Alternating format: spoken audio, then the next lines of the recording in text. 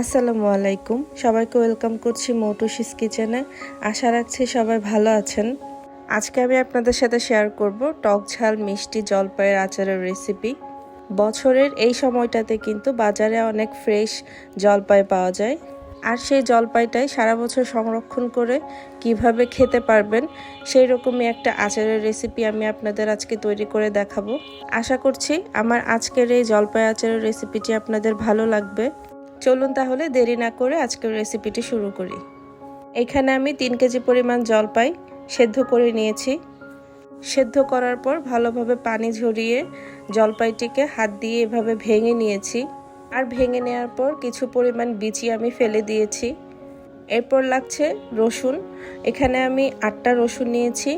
রসুনগুলোকে ছিলে হালকাভাবে ছেঁচে নিয়েছি। রসুনগুলো ছেঁচে নেওয়ার পর এর পরিমাণ 1.5 কাপ পরিমাণ ছিল। 1 প্যাকেট 5 ফোড়ন হালকা ভেজে নিয়ে মুচমুচে করে এরপর আমি ব্লেন্ডারে গুঁড়ো করে নিয়েছি। এরপর লাগছে শুকনো মরিচ, প্রায় 20 থেকে 25টির মতো মরিচ আমি সামান্য ভেজে নিয়ে গুঁড়ো করে নিয়েছি। 2 টেবিল চামচ পরিমাণ জিরা আর ধনিয়া গুঁড়া হালকা ভেজে এগুলো গুঁড়ো করে নিয়েছি। কয়েকটা তেজপাতা আর 3-4 টুকরো দারচিনি নিয়েছি। আচারে অবশ্যই সরিষার তেল ইউজ করতে হবে, আমি রাঁধুনি সরিষার তেলটা নিয়েছি। রেসিপিতে আমার 1/2 লিটার তেল লেগেছিল। চলুন তাহলে এবার আচারটা তৈরি করে নেওয়া যাক। এর জন্য একটি কড়াইয়ে প্রথমে 400 ml তেল দিয়ে দিচ্ছি। তেল গরম হয়ে আসলে গরম মশলা আর 5টা শুকনো মরিচ দিচ্ছি। এরপর দিয়ে দিচ্ছি ছেঁচে নেওয়া রসুনগুলো। রসুন দেওয়ার পর তেলে কিছুক্ষণ ভেজে নিচ্ছি, বেশি ভাজার প্রয়োজন নেই, জাস্ট একটু নেড়ে চেড়ে নিলেই হবে। এরপর জলপাইগুলো দিয়ে দিচ্ছি, ভালোভাবে তেলের সাথে মিশিয়ে নিচ্ছি।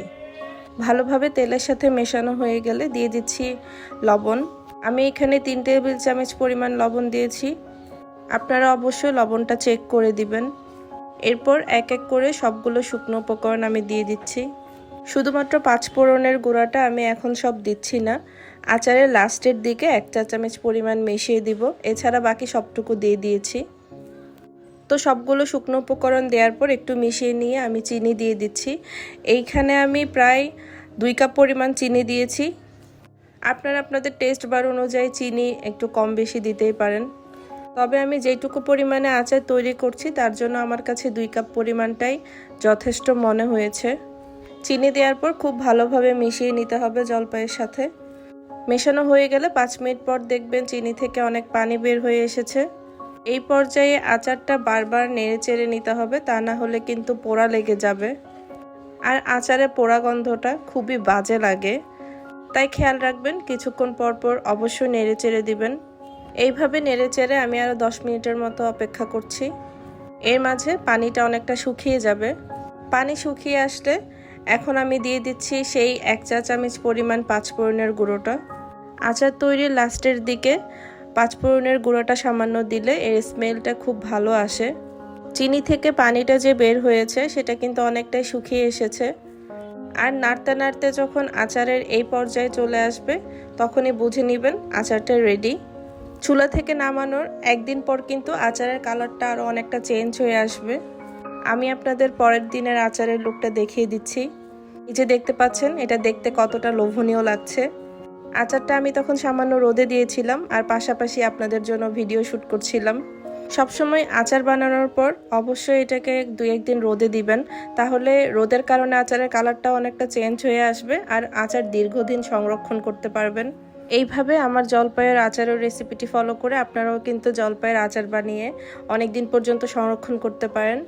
আচার বানানোর পর যখন বয়মে সংরক্ষণ করবেন তখন অবশ্যই বয়মের নিচে অনেকটা সরিষার তেল দিবেন। তারপর আচারটা বয়মে রাখার পর আচারের উপরেও কিছুটা সরিষার তেল দিয়ে নেবেন, তাহলে আচার সহজে নষ্ট হবে না। আশা করছি আমার আজকের রেসিপিটি আপনাদের ভালো লেগেছে। আমার তৈরি করা রেসিপিগুলো আপনাদের ভালো লাগলে নতুন নতুন আরও রেসিপি পেতে অবশ্যই আমার চ্যানেলটি সাবস্ক্রাইব করে দিবেন। আজকের মতো এখানেই বিদায় নিচ্ছি। আল্লাহ হাফেজ, আসসালামু আলাইকুম।